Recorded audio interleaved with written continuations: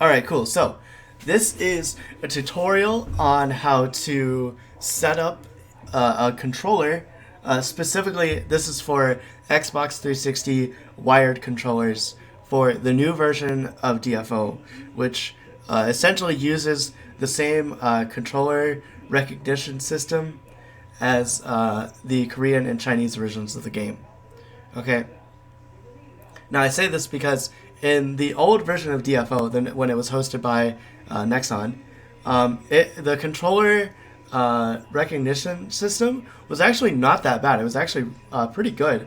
You only had to change a couple things, like you had to assign buttons, you had to assign keys to triggers and to your D-pad in order to get the most out of it. Now, I do want to let you guys know that I don't use the right analog stick on the Xbox 360 controller for anything. I only press it down to use it as a hotkey. Now, when you make a decision on if you want to play on keyboard or controller, there's a couple things that you have to keep in mind.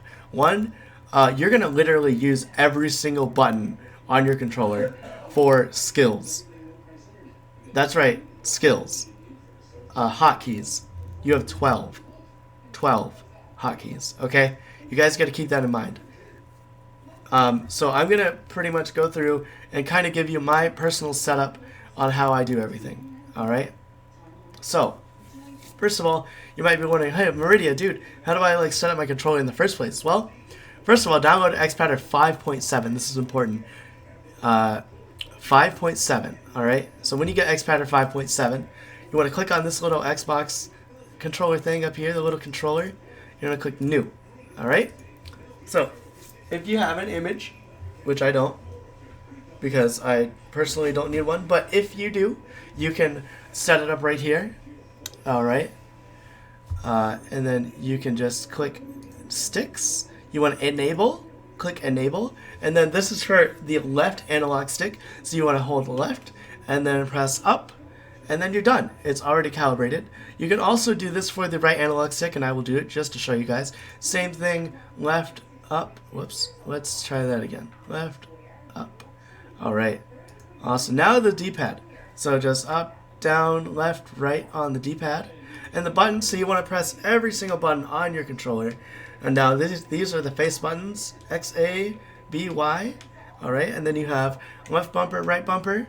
And then you have start and select. And also don't remember to press these in, the left analog stick and the right analog stick. Click them in, because those are also buttons. Alright. Next, we got the triggers, so you just hold the left trigger and hold the right trigger. Super easy stuff, right? Awesome. Now we're all set up. This is what you need, okay? So for DFO, in this version, and this is why I want to talk about the differences between the Nexon controller the controller recognition system and the Korean and Chinese versions, because in the Nexon version, what you could do was you could essentially just go into your hotkey settings, like right here, and you could assign your movement to you could just press up on the controller and it would register it, absolutely. It would absolutely register it as a joy move. It would be joy underscore move something, right? I don't remember. I don't have a picture of it either, and I apologize. Anyway, back to Xpatter. So since you can't do that, and also I'm gonna demonstrate this for you. So let's say we're just gonna put left down or left or up left down. Whoops, left down right. Okay, this is where a really big issue comes into play. So you know how you want to use. We're going to be using, this is the D-pad right here. We're going to be using the D-pad for some skills. And we're going to be using all four directions. This is the issue that comes with playing on controller when you have the default keys set to the arrow keys in the game. Now, since you're playing on controller, you don't necessarily need this because you are assigning your movement to keys. You're over here on the left analog stick. You're moving with the left analog stick. Okay, so you're going to be assigning these to keys. Well, this is what happens if you assign it to up, left, down, right. Okay, I move. Okay, and now let me just give you an example. well, I'm gonna hop into a dungeon here. Okay, and then we're gonna see what happens when I do something. All right, so we're moving. Okay, actually, hold on, I didn't assign them correctly. Give me a sec. Whoops. Okay, actually, I did. So we can move and stuff, right? And then watch, see how I'm running. I'm gonna run straight down. I'm holding down on my controller. Okay, you can see that. Now watch what happens when I press spiral. Now keep in note, you know, like, let's say I want to, you know, use spiral on the D-pad, and my spiral is up on the D-pad. Okay, so my spiral being up on the D-pad, this is what happens. Hold on, let me turn this down just a little bit. Okay, so you're running down and you want to use spiral, and then this happens.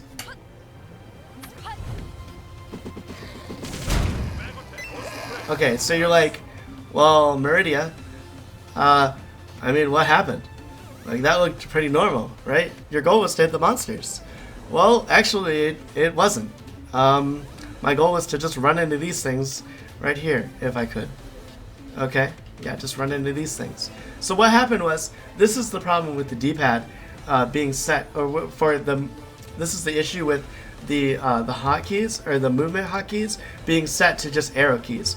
What happens is, on the Korean client, or the Chinese client, or now the new DFO client, what happens is, it automatically registers the D-pad as your movement option. Okay? So essentially, what XPadder is a program that maps your keys, or your controls, to different keys. Okay? So essentially, what happens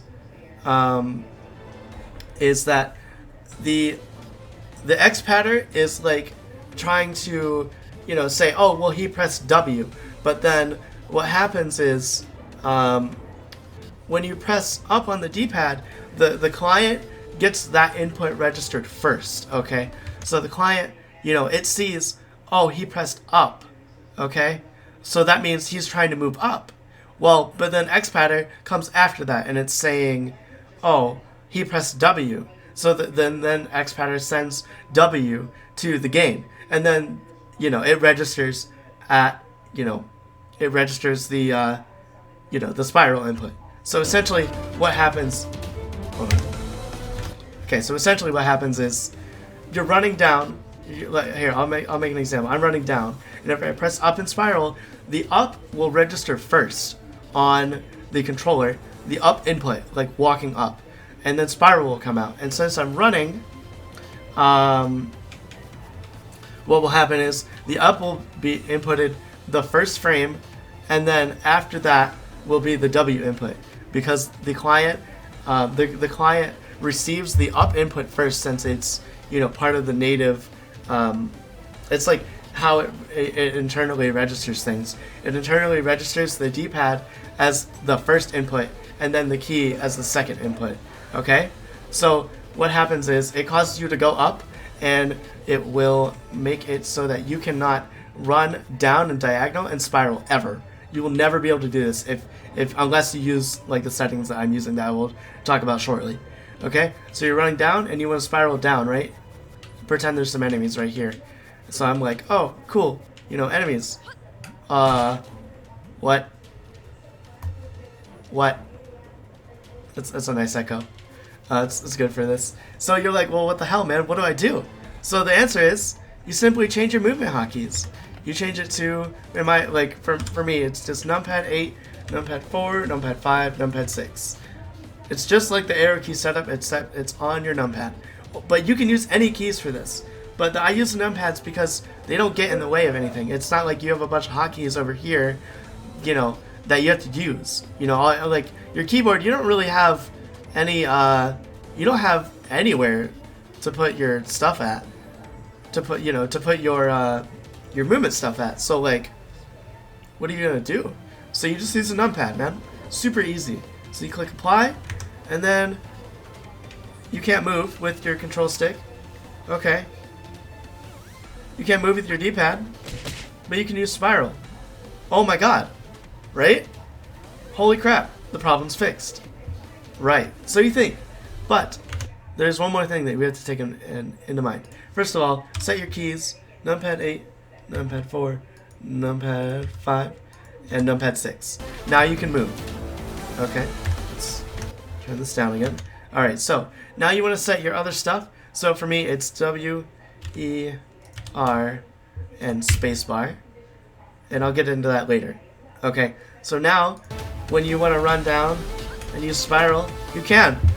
So you might be thinking, oh, the problem's fixed, Meridia. Awesome, thank you so much. But then you're going to go into PvP and you're going to be like, dude, why the hell is my movement so awkward? Because the Xbox controller, the analog stick, is kind of finicky about its inputs. And if you're like running and you like sometimes if you kind of want to run and like you'll have issues like running.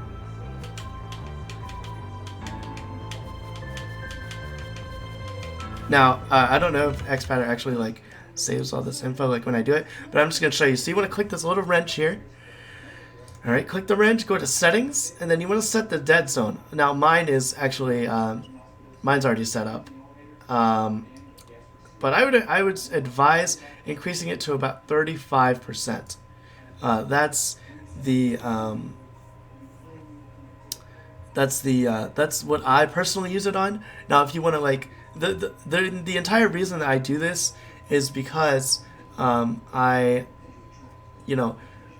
like to push my stick all the way to the end to dash, for movement. So essentially what happens is, and also you want to make the diagonal sizes about 45. That's important because it can be kind of tricky to hit your diagonals if you want to run diagonally in the game.